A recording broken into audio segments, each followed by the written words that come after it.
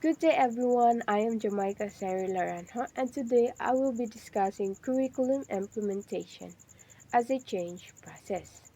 So in this presentation, we will discuss what curriculum implementation means, why is it considered a change process, the different types of curriculum change, the, the three core of the three core element of change, and the forces that can support or resist change.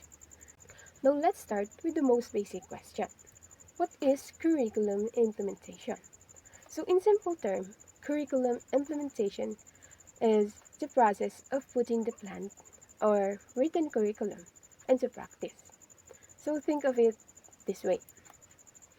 A curriculum can be beautifully written and carefully planned, but it just remain document or just words on paper until it is actually delivered in the classroom. So implementation is a bridge that connects the planned curriculum to actual thinking and learning experiences. It is where the curriculum comes to life.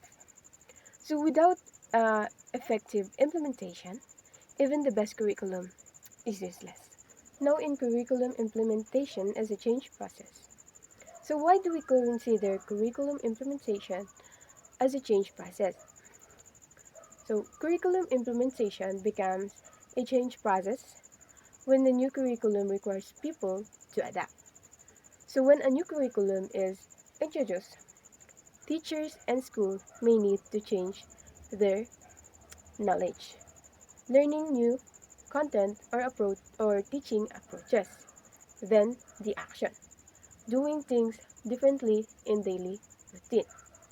Third one is the attitude, developing a positive mindset towards change. And then the behavior, adjusting familiar habits and routines. Then the fifth one is teaching strategies. So using a methods and new techniques. Then at last, resources. Using a material, equipment, or technology. So why is change necessary in curriculum? Change is inevitable because society evolves, new knowledge emerges, technology advances, learners need change, and global standards shift. In short, implementing a curriculum is not just about following a document. It's about people adapting to something new. Now let's proceed to the types of curriculum change. So curriculum change can happen in different ways. So there are five types that we will discuss today. We have substitution, alteration, restructuring, perturbation, and value orientation. So let's go through each one of them. First, we have substitution. Substitution means replacing an existing curriculum or material with something entirely new.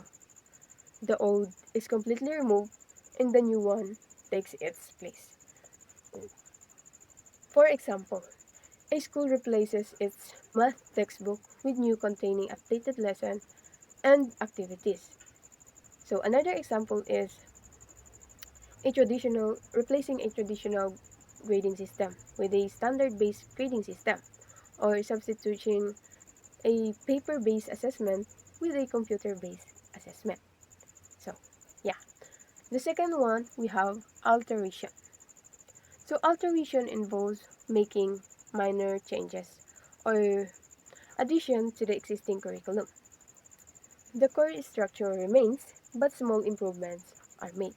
So, for example, a teacher keeps the existing curriculum but adds digital activities and additional learning to make the lesson more engaging. So, let's talk about the difference of those two. So, substitution is complete replacement, while alteration is just minor adjustment. Then, let's proceed to number three, or the third change, curriculum change. So, the third one is restructuring. So, restructuring involves major changes in the organization, or delivery of the curriculum. It's a systematic change. So, for example, a school changes its class schedule and reorganizes how lessons are delivered to accommodate a new curriculum. Now, the fourth one is perturbation. Perturbation refers to changes that happen within a fairly short time. So, these are sudden changes with little preparation. So, for example, a school suddenly introduces a new online learning platform and requires all students and teachers to start using it immediately. So I guess we all relate to this, to those who experience the COVID-19. We use this during the pandemic when school has to shift to remote learning almost overnight. So I think we got the fourth one. So let's proceed to the last or the fifth one, the value orientation. Value orientation involves the changing fundamental beliefs, goals, or philosophy of an educational program. It's not just about changing materials, it's about changing uh, what the school stands for.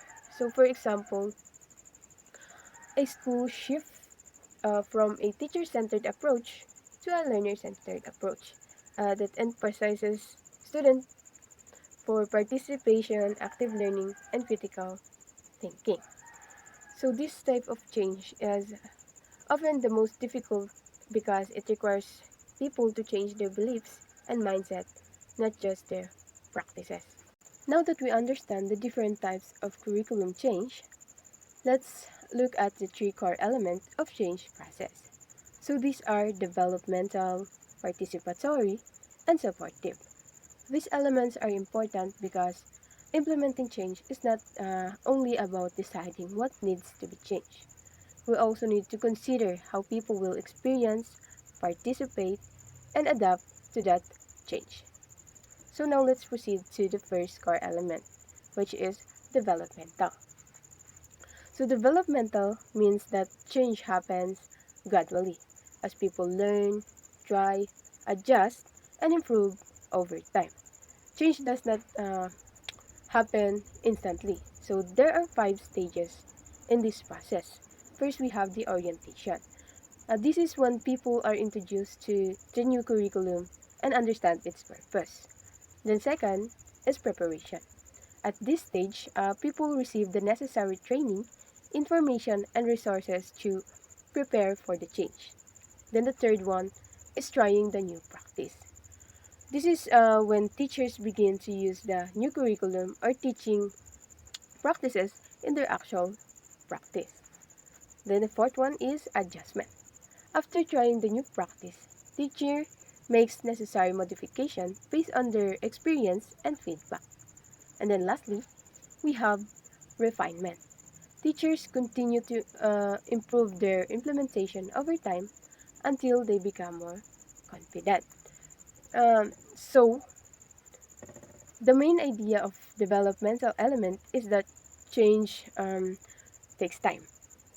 People needs opportunities to learn, to practice, to adjust, and also to improve. Now, now let's proceed to the second car, which is participatory.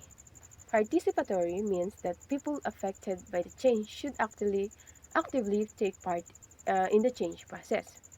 So these stakeholders may include teachers, school leaders, parents, students, specialists, community member, and government agency.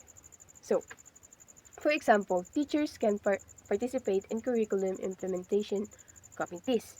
Parents and community members can be involved in consultation meetings. And then students can provide feedback about their learning experience. Then their participation is important because it helps build cooperation, shared ownership, commitment, and accountability for the change.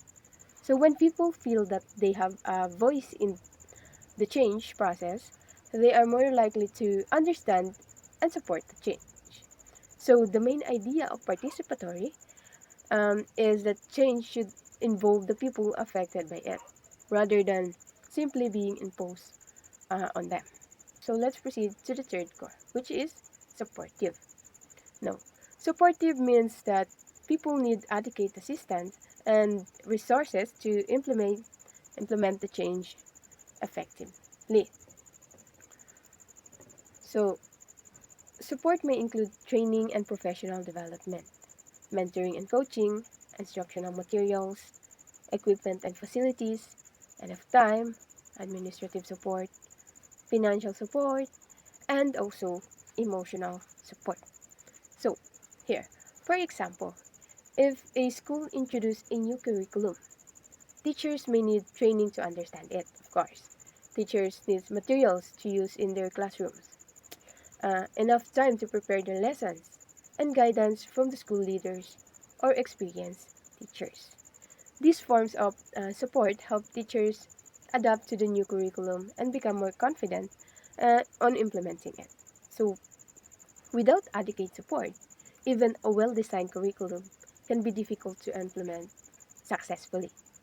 So, the main idea of the supportive element is that people cannot be expected to adapt to change effectively if they are not given the resources and assistance they needed. Now let's look at Kurt Lewin's force field theory. So, Lewin's force field theory explains change as a balance between forces that supports change and forces that resist change. So, there are two main forces. First is the driving forces, then the second one is the restraining forces. So, in driving forces are factors that push or encourage change. On the other hand, restraining forces are factors that resist or slow down the change. So, to understand this more easily, imagine a school trying to implement a new curriculum. So, some factors may push the school towards the change, while the other factor may hold the school back. So, yeah, that's it. Now, let's proceed to driving versus restraining forces. Let's start with driving forces. So some examples are government intervention, such as the policies and the curriculum requirements. Then another is society's values, so including the community's expectation for quality education. So, and then we have the technological change. Technological change can also encourage school to adopt new teaching tools and approaches. Then we have the knowledge. Knowledge expansion can push curriculum change because a new research and discoveries may influence what students need to learn. And lastly, we have administrative support.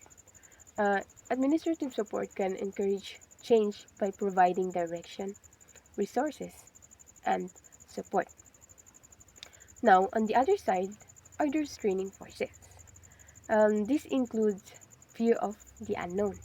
So, because people may feel uncertain or anxious about the practices. So, they may also be a negative attitude towards change, especially when people prefer familiar ways of doing things.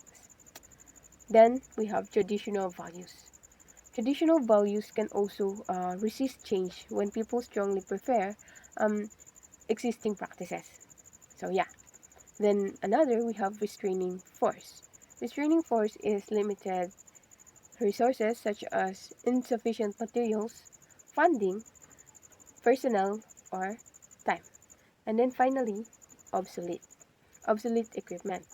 Obsolete equipment can make it difficult for school to implement new practices.